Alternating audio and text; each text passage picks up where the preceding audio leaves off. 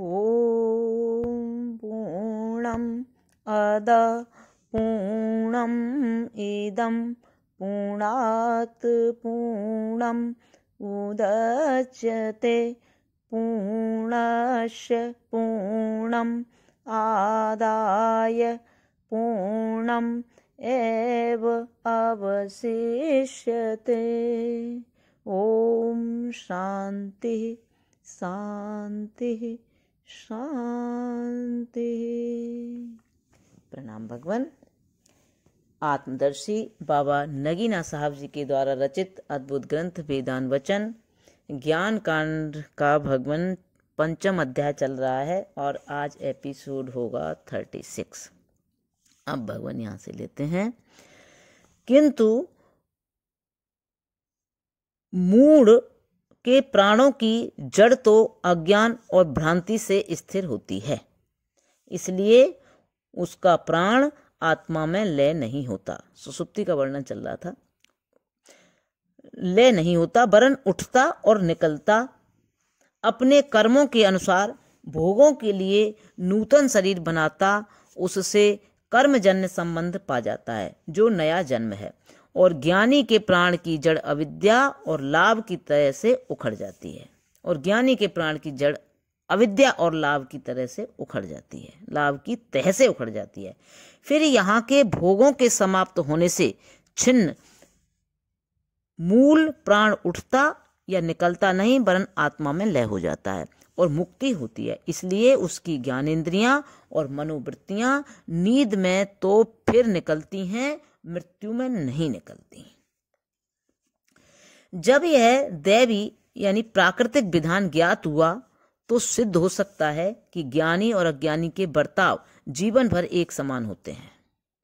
जीवन में इतनी ही मुक्ति है कि वह अंतःकरण की दुख सुख रूप वृत्तियां चलती देखता है, अपने में नहीं देखता वरन अपने निजी विश्राम में रहता है, और अज्ञानी अपने आत्मा तथा मनोवृत्तियों के अविवेक के कारण ही मन की दुख सुख स्वरूप वृत्तियों में दुखी और सुखी होता है। यद्यपि जीवन में जैसा अज्ञानी का अहंकार उन वृत्तियों के बर्ताव को अपने में मानता है, तो भी इस अज्ञानी को अहंकार की धारणा है, और उस अज्ञानी को उसमें अहंता की धारणा नहीं वरन आत्मा में जो आनंद स्वरूप है अहम भाव की धारणा है। इसी धारणा के कारण मैं ब्रह्म हूँ निश्चय करता है, और यही आत्मज्ञान है। दुख सुख से संबंध नहीं पाता। तो भी अहंकार जब तक है उन दुख सुख रूप वृत्तियों को अपने में मानता हुआ दुख के दूर करने में और सुख पाने में वृद्धि रूप मंत्री द्वारा तदबीर करता है, और संकल्प तथा प्रकृति से अंगों को हिलाता है। और यहाँ के भोग कर्म उसके अहंकार बुद्धि संकल्प लोभ प्रकृति और अंगों की गति के कारण होते हैं, और आत्मा तो दीपक की भांति उनके बर्ताव में प्रकाश और साक्ष्य का प्रसाद देता है। किंतु अज्ञानी अहंकार में अहंता की भ्रांतिमयी धारणा रखता हुआ स्वयं अभिनय और कर्मी हो जाता है, और यह ज्ञानी अहंकार में अनात्मा की धारणा और आत्मा में अहंता की धारणा रखता है। इस समस्त दृश्य का दृष्टा और साक्षी रहता है, उनके बर्ताव या कर्मों में संबंध नहीं पाता। निसंदेह दूसरों की दृष्टि में ज्ञानी अज्ञानी का बर्ताव एक समान है। उसका कारण यह है कि जैसा इस अज्ञानी का अहंकार उन वृत्तियों के बर्ताव को अपने में मानता है, ऐसा ही उस ज्ञानी का अहंकार भी उन वृत्तियों के बर्ताव को अपने में मानता है। और जिस तरह उसका अहंकार अपने लाभ के लिए बुद्धि के द्वारा तदबीर करता है, ऐसा उसका भी अहंकार बुद्धि के द्वारा शारीरिक लाभ के लिए तदबीर करता है। और इसी कारण से क्या ज्ञानी और क्या अज्ञानी संसार में अनेक पापों से अपराधी होकर राजा के समान दंड पाते हैं, किंतु अज्ञानी तो परलोक में भी अपने करतूतों का बदला पाता है, क्योंकि उसका अहंकार तो दूसरे जन्म में फिर उठता है और पहली करनी का बदला पाता है, परंतु ज्ञानी के प्राण तो यहाँ ही लय हो जाते हैं और अहंकार भी लय हो जाता है। फिर नहीं उठता। इस कारण इसके अपराध क्षमा होते हैं और अज्ञानी के क्षमा नहीं होते। सांसारिक राजा भी जो मूर्ख है इस भेद को नहीं जानते। वे संसार में प्रत्यक्ष पापों के कारण ज्ञानी और अज्ञानी को समान दंड देते हैं, किंतु वे राजे जो इस भेद को जानते हैं और यह भी जानते हैं कि ज्ञानी के द्वारा सिवा भूल या प्रमाद और कर्मों के भोग के कारण से ऐसा काम नहीं हो सकता, हल्का दंड देते हैं, अज्ञानी के बराबर नहीं, ताकि वह प्रसाद में न रहे और संसार का प्रबंध खराब न हो जाए। जैसा कि मनुस्मृति में तत्वविद ब्राह्मणों का दंड देहाद्यासी शूद्रों की अपेक्षा स्वल्प निर्धारित हुआ है।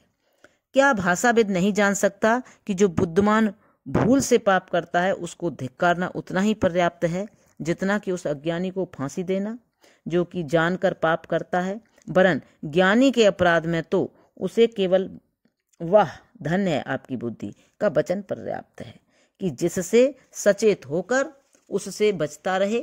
मूर्खों को तो बार बार कैद की सजा देते हैं फिर भी चोरियां करते हैं। वर्तमान राज्य विधान के द्वारा जो एक समान दंड देते हैं और पिछले मनु के विधान पर आक्षेप करते हैं, इस भेद के जानने के कारण से है। प्रथम तो ज्ञानी पाप में ग्रस्त नहीं होता, और यदि भूल से पाप करता भी है तो यद्यपि संसार में दंड के योग्य है तथापि परलोक में क्षम्य है। वरन जिस तरह उसके पाप क्षम्य है उसी तरह उसके पुण्य भी निष्प्रयोजन है, क्योंकि पुण्यों का फल भी तो अहंकार पाता है और वह आत्मा में लय हुआ दोबारा उठता नहीं, फिर फल किसको मिले। इसलिए क्या भली क्या बुरी जो कुछ उसकी करतूतें हैं उसके निकट सब विलास खेल हैं और वह सबसे मुक्त है और वास्तव में ज्ञानी निष्पाप है। दूसरा तो कोई भी भला निरपराध नहीं, सब के सब अपराधी हैं, क्योंकि पापों का मूल वास्तव में लोभ है और लोभ जड़ से आत्मज्ञान के बिना उखड़ता नहीं। लोभ जड़ से आत्मज्ञान के बिना उखड़ता नहीं और अंतरिक्ष से धरती पर्यंत लोभ से खाली नहीं। इसलिए सब पापनिष्ठ हैं और कोई क्षम्य नहीं। आत्मा का जानने वाला वास्तव में निरपराध और मुक्त है। ज्ञानी अपनी करतूतों और पापों से तो क्षम्य है, यानी प्रसाद उस पर यह है कि अपने कर्मों और प्राणों से मुक्ति पाकर ईश्वरीय काल उसे मुफ्त मिल जाते हैं। भलाई करने वालों को मजदूरी का लाभ यानी फल मिलता है, जितना पुण्य करते हैं उतने ही परलोक के भोग मिलते हैं। परंतु मजदूर और गुलाम घर का मालिक नहीं होता, और न मजदूर और गुलाम अनंत समय तक घर में रहता है, वरन जब मजदूरी या चाकरी समाप्त हुई तो ढकेल कर घर से निकाल दिया जाता है। इसलिए मूर्ख यदि भलाई और पुण्य बड़े तप से करता है तो पितृयान सड़क पर चलता हुआ नियत समय तक स्वर्गीय भोग पाता है। स्वामी की तरह फिर भी स्वेच्छाचारी नहीं होता और भोगों के समाप्त होने पर ढकेल दिया जाता है। ज्ञानी तो वास्तव में घर का स्वामी पूर्ण स्वाधीन है, ईश्वर का भी आत्मा है, क्योंकि जब मृत्यु में उसकी एक एक मनोवृत्तियां और प्राण उसके आत्मा में लीन व शोषित या विलीन होते हैं तो ईश्वर की समस्त मनो अथवा माया वृत्तियां और प्राण उसके बदले उसी तरह उसमें प्रविष्ट होते हैं। जैसे कि एक स्थान की वायु की विलीनता में बाहर की वायु बदले में मुफ्त आ जाती है, और उन माया अथवा मनोवृत्तियों और प्राणवृत्तियों का महल मतलब अधिष्ठान हुआ। यह ज्ञानी उसी तरह बिंब होता है जैसा कि जीवन में अपनी एक एक मनोवृत्तियों की दृष्टि से बिंब था। फिर चूंकि प्रतिबिंब और अंतःकरण का पारस्परिक संबंध सह उत्पत्ति का वर्णन कर चुके हैं, जब माया वृत्तियां और प्राण वृत्तियां ईश्वर की इसमें भरती हैं तो उसी का प्रतिबिंब माया वृत्तियों और प्राण वृत्तियों में प्रकट हुआ वास्तव में ईश्वर है, और ईश्वर के संकल्प उसी के संकल्प कल्पित हो जाते हैं और ईश्वर का अहंकार उसी का अहंकार हो जाता है।